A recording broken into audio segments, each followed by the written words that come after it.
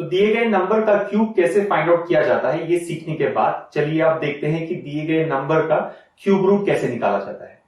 जैसे कि हमने क्यूब्स के केस में डिस्कस किया था कि 1 to 15 क्यूब्स हमें याद रखने हैं एंड 15 से अगर नंबर हायर हो तो उसका क्यूब हम ट्रेडिशनल मेथड फॉलो करके ही निकालेंगे, राइट। जैसे x cube equals to x square into X. So अगर 23 क्यूब निकालना हो 23 स्क्वायर इंटू 23 स्क्वायर 529, 529 एंड 23 को हम 3 digit number by 2 digit number multiplication technique apply करके कंप्लीट करेंगे, क्योंकि a प्लस और माइनस बी होल क्यूब का एक्सपेंशन यूज करना और भी कॉम्प्लेक्स बना देगा क्वेश्चन को।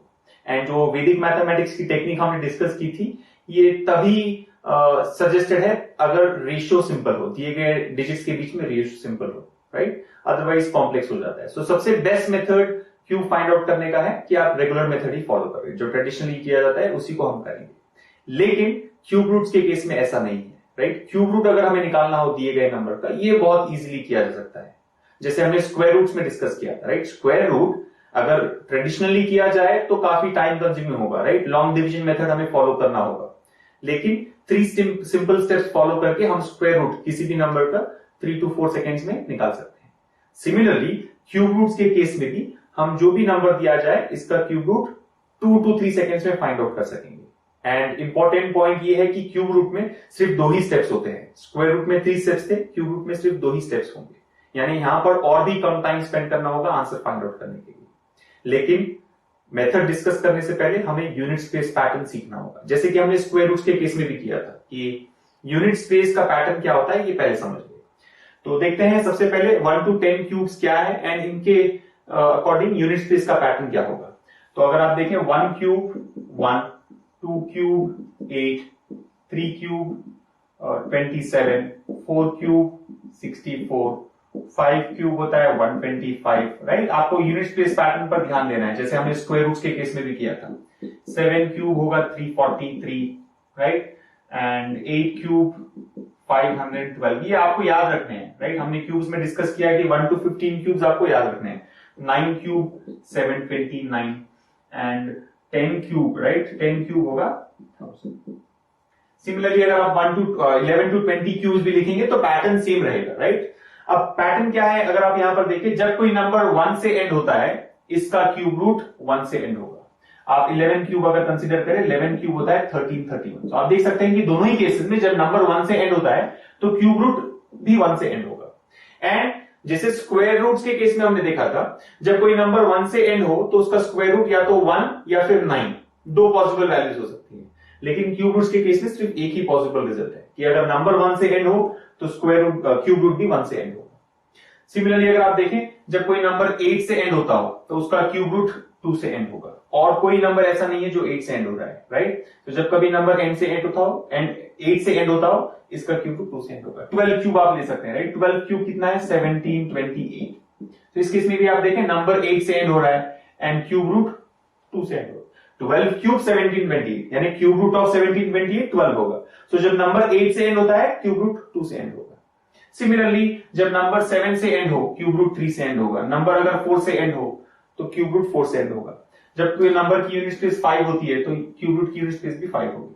6 6 3 7 2 8 9 9 एंड 0 0 देखें।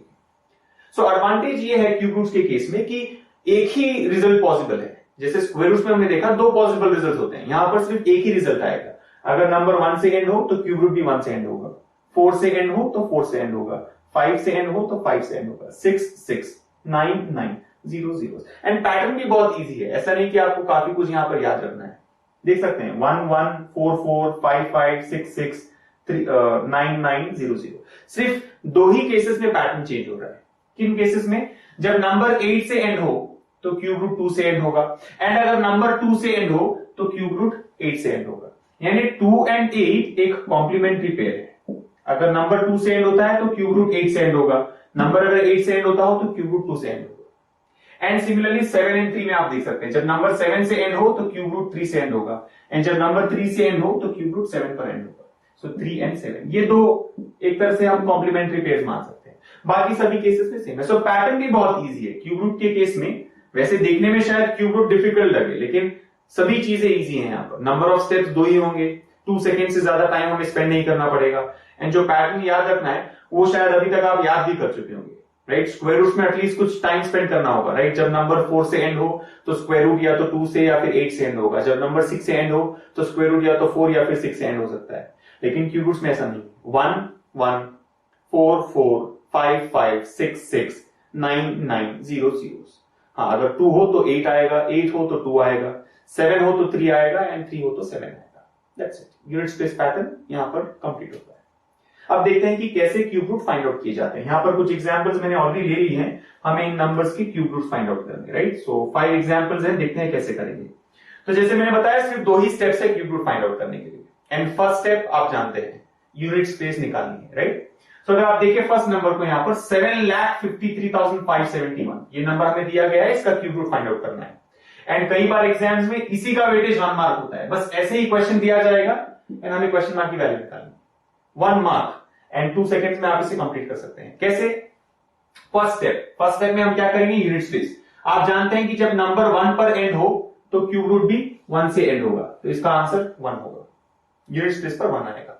अब देखना है 10 स्पेस पर क्या आता है। क्या करेंगे, स्क्वायर रूट्स के केस में सेकंड स्टेप में हमने क्या किया था, लास्ट 2 डिजिट्स कैंसिल किए थे। यहां पर हमें लास्ट 3 डिजिट्स कैंसिल करने हैं। स्क्वायर रूट्स में 2 डिजिट्स, क्यूब रूट्स में 3 डिजिट्स। बाकी नंबर क्या है यहां पर बचा हुआ, 753। अब 753 से कम वाला हाईएस्ट क्यूब कौन सा है? अगर आप देखें यहां पर आपको कैसे भी 1 to 15 क्यूब्स याद रखने हैं। 753 से कम हाईएस्ट क्यूब कौन सा है? 753 से कम आता है 729। Highest cube less than 753, highest cube less than 753, less than 753 highest cube है 729। 729 का क्यूब रूट 9, यानी 10 स्पेस में 9 आएगा और ये है इसका फाइनल आंसर। कितना टाइम स्पेंड करना होगा? Not more than 2 seconds, right. And क्योंकि मैं एक्सप्लेन कर रहा हूं इसलिए इतना टाइम लग रहा है, अदरवाइज और भी इजी हो जाता है। सी सबसे बड़ा एडवांटेज ये है कि एक ही पॉसिबल आंसर आता है। स्क्वायर रूट के केस में 2 पॉसिबल आंसर्स आते थे, इसीलिए हमें एक थर्ड स्टेप भी अप्लाई करना होता है कि दोनों में से कौन सा सही है।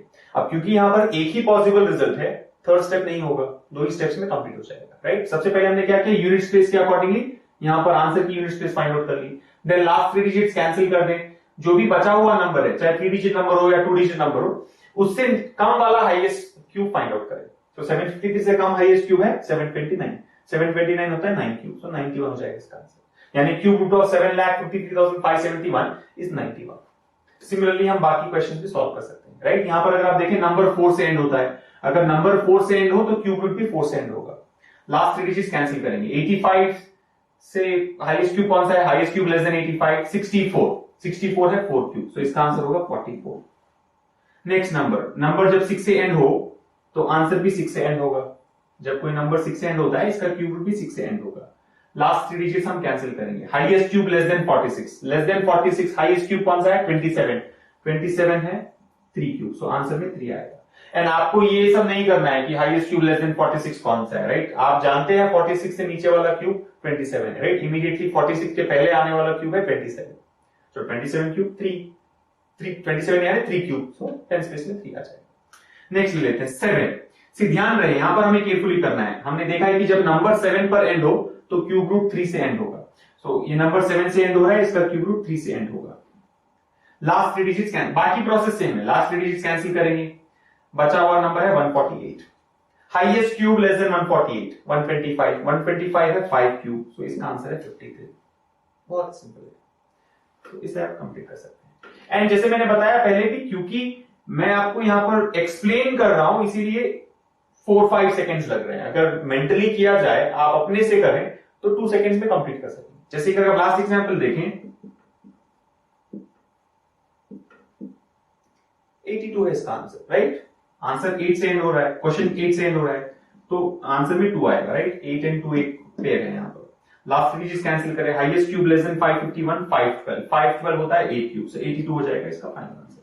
तो ऐसे आप 2 सेकेंड्स में क्यूब रूट फाइंड आउट कर सकते हैं, राइट। बहुत ही सिंपल प्रोसेस है। एक तो यूनिट स्पेस पैटर्न याद रख लें, जो कि आई एम श्योर अभी तक याद हो चुका होगा। सिर्फ 2 8 3 7 इन दोनों पेज को याद रखना है, बाकी सारे तो सेम होंगे। एंड जो स्क्वायर रूट्स में हमने फर्स्ट 2 स्टेप्स अप्लाई किए थे, वैसे ही फर्स्ट 2 स्टेप्स हमें यहां पर अप्लाई करने हैं। डिफरेंस इतना ही है कि सेकंड स्टेप में हम इस बार लास्ट 3 डिजिट्स कैंसिल करेंगे। स्क्वायर रूट्स में हमने सिर्फ 2 ही डिजिट्स कैंसिल किए। एंड स्क्वायर रूट्स के केस में थर्ड स्टेप इन्वॉल्व था, क्योंकि 2 पॉसिबल रिजल्ट्स होते थे। यहां पर थर्ड स्टेप नहीं होगा, क्योंकि एक ही रिजल्ट आएगा। So cube roots square root से भी काफी सिंपल है, राइट, इजी है एंड 2 सेकेंड्स में कंप्लीट कर सकते हैं। लेकिन इस केस में भी एक लिमिटेशन है। ये जो मेथड हमने यहां पर डिस्कस किया है ये एप्लीकेबल है सिर्फ और सिर्फ परफेक्ट क्यूब्स के लिए ही। अगर दिया गया नंबर परफेक्ट क्यूब ना हो देन हम इस मेथड को अप्लाई नहीं कर सकेंगे, राइट। अगर अप्लाई करते हैं तो रॉन्ग आंसर आ सकता है। तो इसीलिए ध्यान रखिए कि इस 2 स्टेप प्रोसेस को तभी अप्लाई करें जब दिया गया नंबर परफेक्ट क्यूब हो। अब आप क्वेश्चन फिर से यही पूछेंगे कि पता चलेगी दिया गया नंबर परफेक्ट क्यूब है या नहीं। वेल, डायरेक्टली देखकर बता पाना मुश्किल होगा, लेकिन जैसे हमने स्क्वायर रूट्स में डिस्कस किया था, अगर क्वेश्चन सिंप्लीफिकेशन में पूछा जाए देन डेफिनेटली परफेक्ट क्यूब होगा। अगर अप्रोक्सीमेशन में पूछा जाए देन परफेक्ट क्यूब होना जरूरी नहीं है, इम्परफेक्ट क्यूब भी हो सकता है। एंड उस केस में हमें approximate cube root find out करना होगा। अब अप्रोक्सीमेट क्यूब रूट कैसे फाइंड आउट करते हैं ये हम अप्रोक्सीमेशन के टॉपिक में डिस्कस करेंगे। लेकिन ध्यान रहे कि क्वेश्चन अगर सिंप्लीफिकेशन में पूछा जाता है तो आप ग्रांटेडली उसे एक परफेक्ट क्यूब मान सकते हैं, राइट, क्योंकि कभी इम्परफेक्ट क्यूब नहीं दिया जाएगा अगर क्वेश्चन डायरेक्ट सिंप्लीफिकेशन में पूछा जाए। अप्रोक्सीमेशन में हाँ इम्परफेक्ट क्यूब हो सकता है, तब हम एक नया मेथड अप्लाई करेंगे, एक दूसरा मेथड अप्लाई करेंगे जो हम अप्रोक्सीमेशन के टॉपिक में ही डिस्कस करेंगे। तो इस लिमिटेशन को ध्यान में रखते हुए आपको इस मेथड को अप्लाई करना है, राइट, बहुत इजी। एंड इसीलिए अगर आप देखें मैंने क्वेश्चन पहले से लिखे थे, क्योंकि क्यूब्स याद नहीं रखेंगे हम लोग, राइट। अब ये अगर आप बोले कि आपको क्वेश्चन डायरेक्टली देने हैं तो इम्परफेक्ट क्यूब हो सकता है, राइट। अगर रैंडमली कोई नंबर लिखा जाए तो इम्परफेक्ट क्यूब हो सकता है। इसीलिए मैंने क्वेश्चंस भी पहले से लिख लिए थे, क्योंकि डायरेक्ट क्यूब बता पाना बहुत मुश्किल होगा, राइट। मुश्किल होगा यानी कॉम्पिटिटिव एग्जाम्स के पॉइंट ऑफ व्यू से उसकी जरूरत ही नहीं। स्क्वायर्स के केस में ओके है, राइट। स्क्वायर्स आप जानते हैं, जैसे 3136 56 स्क्वायर है तो आपने 3136 का एग्जाम्पल ले लिया, राइट। लेकिन क्यूब में ऐसा पॉसिबल नहीं था, तो इसीलिए क्वेश्चन भी पहले से दिए गए थे, पहले से हमने लिख दिए थे। तो बस आपको इन 2 स्टेप्स को अप्लाई करना है क्यूब रूट फाइंड आउट करने के लिए। आई एम श्योर इस मेथड को अगर आप फॉलो करें देन 2 सेकेंड्स में 1 मार्क इजीली स्कोर कर सकेंगे। तो इसी के साथ क्यूब रूट का ये पार्ट यहीं पर कंप्लीट होता है एंड स्पीड मैथ्स का टॉपिक भी हम यहीं पर कंप्लीट करते हैं, राइट। तो आपने देखा addition, subtraction, multiplication, division, percentages, square roots, cube roots, ये सभी हमने यहाँ पर डिस्कस किए, राइट। स्पेशली मल्टीप्लिकेशंस की हमने अलग अलग टेक्निक्स डिस्कस किए हैं जो कि स्पेशल केसेस में एप्लीकेबल होंगी, लेकिन जनरल टेक्निक्स भी हैं जैसे स्प्लिट एंड मर्ज एंड जो हमने IX स्टार XI वाली टेक्निक्स डिस्कस किए थे। ओवरऑल कंक्लूजन यही है कि स्प्लिट एंड मर्ज एक बहुत ही इंपॉर्टेंट मेथड है या टेक्निक आप मान सकते हैं, जो कि डिफरेंट अर्थमेटिक कैलकुलेशंस में अप्लाई की जा सकती है, राइट। चाहे एडिशन हो, सबट्रैक्शन हो या फिर मल्टीप्लिकेशन या डिविजन हो। इनफैक्ट परसेंटेजेस में भी हमने देखा कि स्प्लिट एंड मर्ज यूज करके हम उन्हें इजीली कंप्लीट कर सकते हैं। एंड बाकी स्क्वायर रूट, क्यूब रूट, ये सब अलग ही मेथड्स हमें यहाँ पर फॉलो करने हैं। तो इन सभी मेथड्स को अच्छे से सीख लें एंड प्रैक्टिस करें, क्योंकि हर केस में हमने यही देखा था कि अगर आप प्रैक्टिस नहीं करेंगे तब कॉम्प्लेक्स हो जाएगा, राइट। सिर्फ सीखना इंपॉर्टेंट नहीं है, सीखकर आपको इसे राइट टाइम पर अप्लाई करना है एंड राइट टाइम पर अप्लाई करने के लिए आपको इनफ प्रैक्टिस करनी होगी, राइट। स्पेशली मल्टीप्लिकेशन में अगर आप दिए गए नंबर को बेस्ट वे में सॉल्व करना चाहते हैं तो उस बेस्ट मेथड को आपको फ्लैश होने के लिए प्रैक्टिस करनी होगी, राइट। तो जितना ज्यादा आप प्रैक्टिस करेंगे उतना इजी आपके लिए हो जाएगा। तो ध्यान रहे, practice and more practice. I will see you in the next session. Thank you.